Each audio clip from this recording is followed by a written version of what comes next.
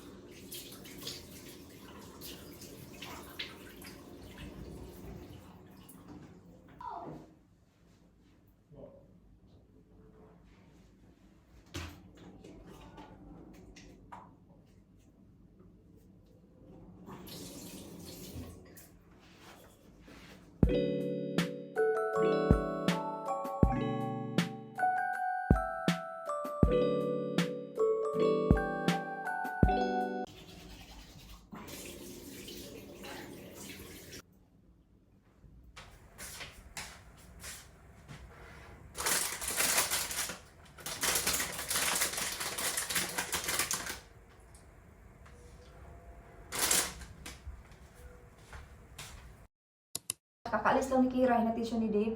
So mag-8:45 pa lang. And ako mag-ready na din ako kasi mag-grocery shopping kami soon na makabalik si Dave. Mga 9:30 ata kami alis, sabi niya.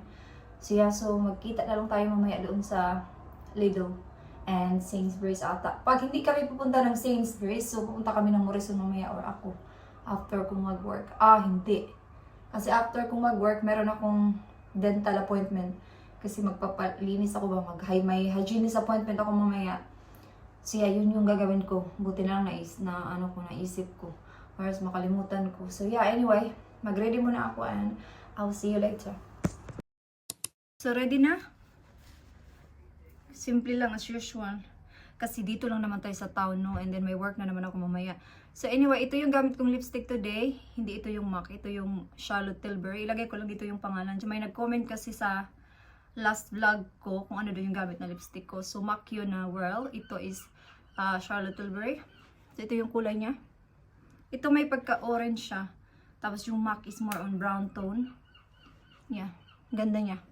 One day mag-vlog ako ng mga lipstick ko or makeup ko. Pag mayroon akong time. Kasi ngayon busy talaga as in.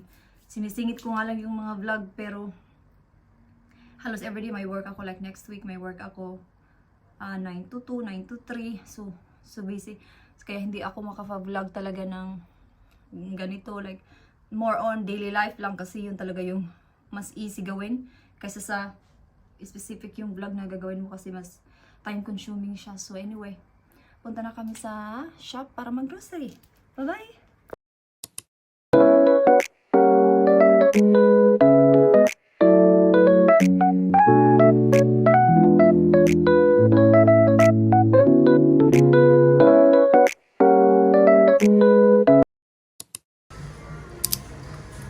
Some of the Harry Ramsden stuff. Nandito kami sa The Range. Kasi di ba magkatabi lang sila sa Lidl at saka Sainsbury's. So tingin muna kami dito. Mga frozen kasi yung nandito sa The Range kaya doon kami sa kabila. Wala, tingin lang. Kasi may hinahanap si Dave. Pero wala siyang mahanap. So, pizza. Diyan lang kayo ha. Huwag niyo akong iwan.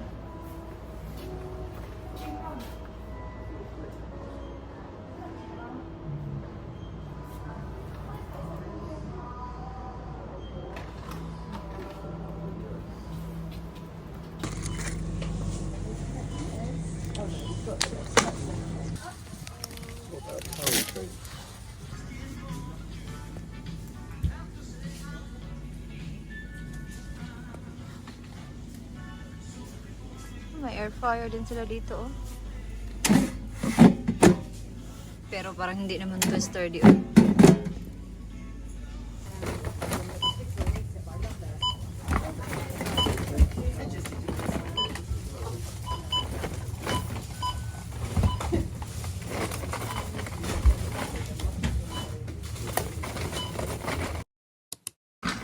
Hayaan ko lang si Dave kasi mag-relax muna ako. Kasi papasok ako sa work, kainin ko to with kape. So, gusto na ako na dyan. By the way, bumili kami ng rice. Oh.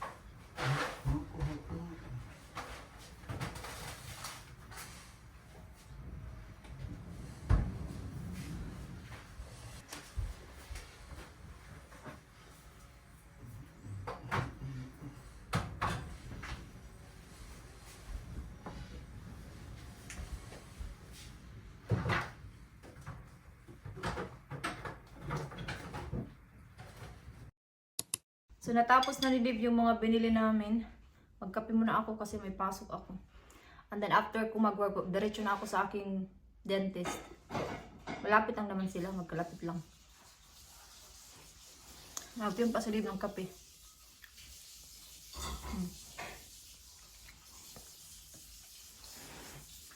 Tapos, after kong mag-dentist, pupunta ulit ako sa Morrison kasi kulang pa yung mga binili namin.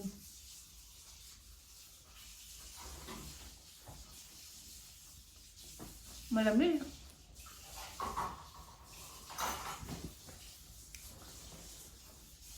Mag-alas 11 pa lang. Bukas may work din ako sa aking card shop. Tapusin ko lang muna to. Magkita lang tayo sa work. Pero hindi na ako mag-vlog eh. Lagi nyo lang nakikita yung work ko doon, so hindi na ako mag-vlog. So papunta na ako ngayon sa work. Mahiya ako mag-vlog ng naka-straight yung aking cellphone. Pag ganun lang para hindi halata. Siya, on the way na ako. And magkita na lang tayo mamaya after work. Pag on the way na ako sa dentist. Bye-bye!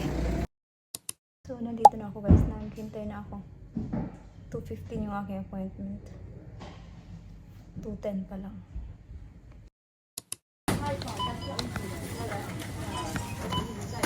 So, galing na ako dun sa Morrison. After ko mag-dentist, pumunta ako sa Morrison. And then, pumunta din ako sa Superdrug, as you can see sa aking bag. So, ito yung binili ko sa Morrison. Chicken pie for David. And itong tissue. Kitchen rolls. Crisp for Kira. Mashed potato. Chicken breast. So, para mo ngayong gabi ata yung hindi gamitin. Bumili ako ng 2 kape. Tag 1 pound na lang kung 2 yung bilhin mo. Ito din, gravy. Ito yung binili ko sa Superdrug. Floss. And toothbrush ni Kira. Yun lang. Nabasa. Kaya pala sabi ko pagka-uwi ko, sabi ko bakit parang nagkalat yung kape? Natuslo di ay ni siya. Natuslo. May kape kasi dito sa tabi ko kay Dave. So, labhan ko yan. Kailangan ko din mag-washing anyway. So, lagay ko muna to. Mag-una ko ng washing para bukas wala na kaming labahan.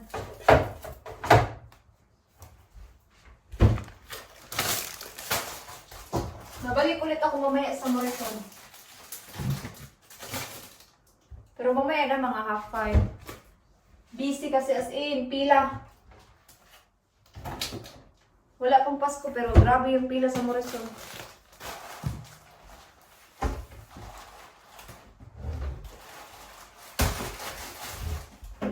Si Dave yung magluto mamaya. Yung kakainin ko mamaya is beef. Ito oh. Beef na may teriyaki sauce. Tapos mag-broccoli ako. Tapos rice is life. Yan lang. Yan na. Hindi ko yan masyadong inayos kasi ano magkalat din naman yan after. So yeah, especially si Kira kuha lang ng kuha. So ganyan lang yan. Yung broccoli gamitin ko yun mamaya. Washing time! Mag-washing ako para bukas wala na akong labahan. Paubos na siya. Babalik naman ako mamaya sa Morrison. Bibili ulit ako. Busy talaga sa Morrison as in yung mga pila mahaba. Okay?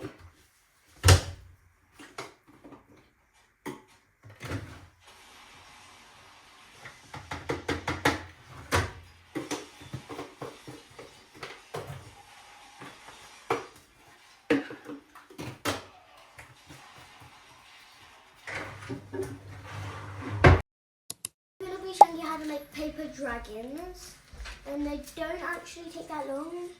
So yeah, I've already made this half. I just need to make the bottom half, and you have to do exactly the same, but you have to cut strips out like these, like fold two papers of these, 4A, fold them same length, and then like this, sellotape then, and then cut one of them shorter than the other.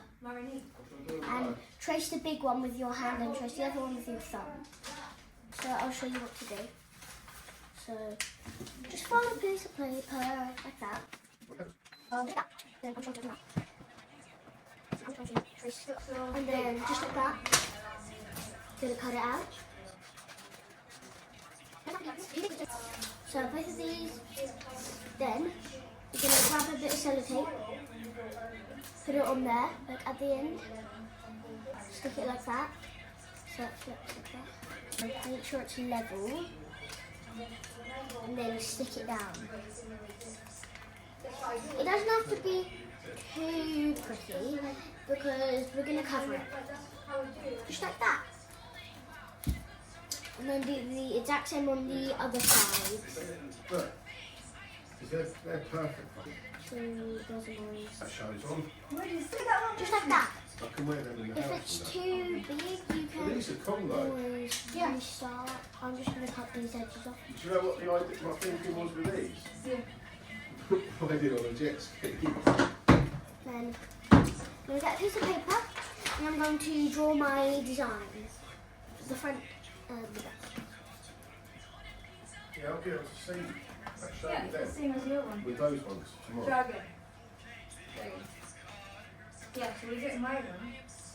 Yeah. I mean, they're not So, perfect, but just I'll be like able that. to see the shape. You can trace it and then you can draw your design around it. I'm going to make okay, we'll make a star dragon.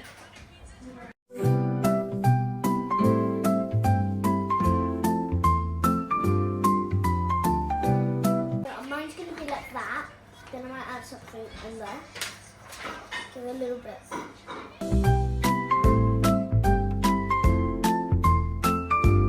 Now I'm going to draw my design.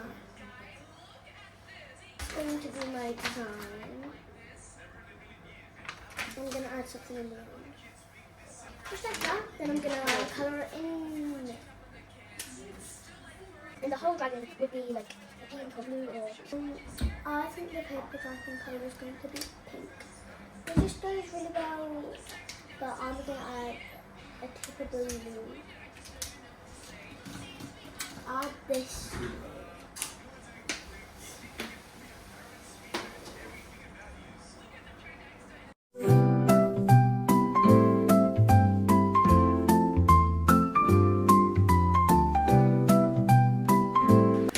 So that's that bit. I'm going to grab some black, that's green, and black. then I paint into blue because every time I do that with my dragons, it just turns out like a galaxy. Coming to pick her up. Yes, her mum already knows. Then we're gonna cut that.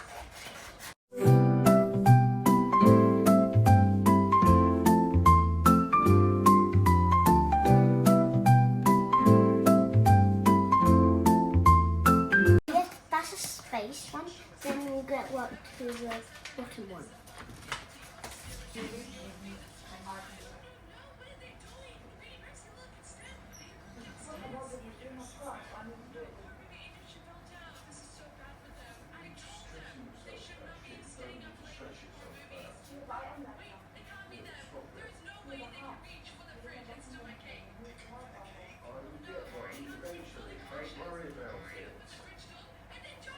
And that's my bottom half. Gonna cut it out again.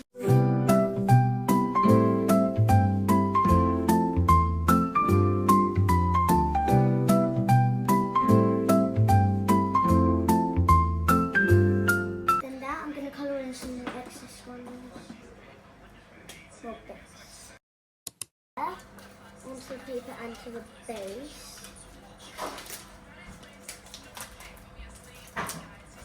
An outline, but I am not finished. So get a piece of paper. It can be from the excess part. For your dragon. Bye guys, thanks for watching. Bye.